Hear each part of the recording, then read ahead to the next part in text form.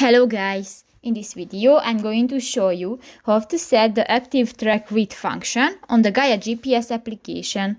But first of all, I just want to mention, please don't forget to subscribe to our channel, because at 100,000 subscribers we are going to show you our YouTube revenue statistics and growth strategy how to make money online.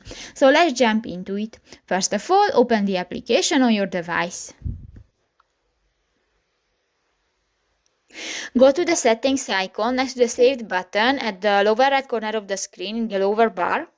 And here you can find different options and go to the fourth section, the map controls.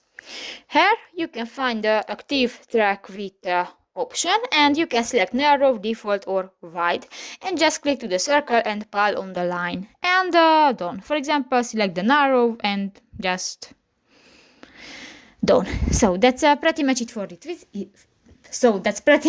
this video, guys. See you in the next one. Bye bye.